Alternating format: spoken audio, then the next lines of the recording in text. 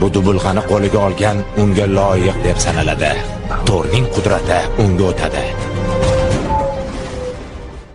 Mjolnir bolg'asi Marvel kino va komiks olamidagi eng kuchli artefaktlardan biri hisoblanadi. Aslida Thorga tegishli bo'lgan ushbu qurolni undan boshqa hech kim hatto yerdan ham ko'tara olmagan. Albatta unga munosib bo'lganlarni hisobga olmaganda, lekin Thor Ragnarok filmida ko'rdikki, Thorning o'gay opasi Hela Mjolnirni osonlik bilan to'xtatdi va hatto sindirdi ham. Lekin qanday qilib? Kanalga obuna bo'lib, videoga like bosing. Video davomida ushbu savolga javob topishga harakat qilib ko'ramiz.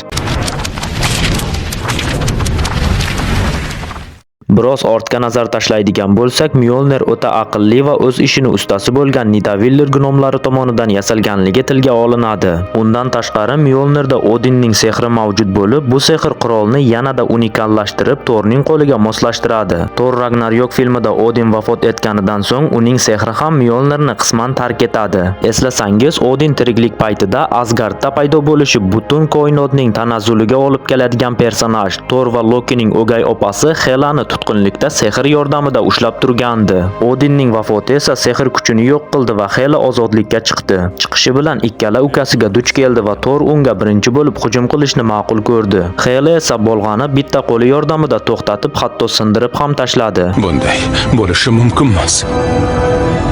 Men uchun mumkin emas narsaning o'zi yo'q.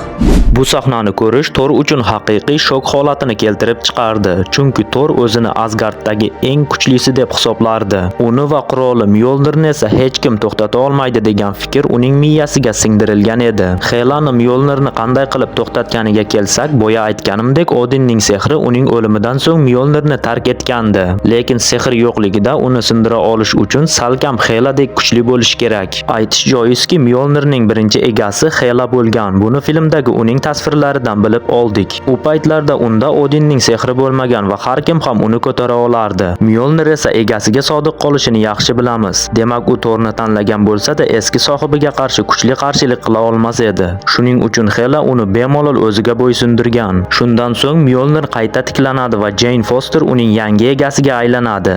Lekin u eski egasi Thorni unutmagandi va film oxirida yana uniki bo'ldi. Nima bo'lsa ham Mjolnir hali hanuz kino olamida mavjud va kelajakda Thorga Doktor Doomga qarshi turishga ancha yordam beradi.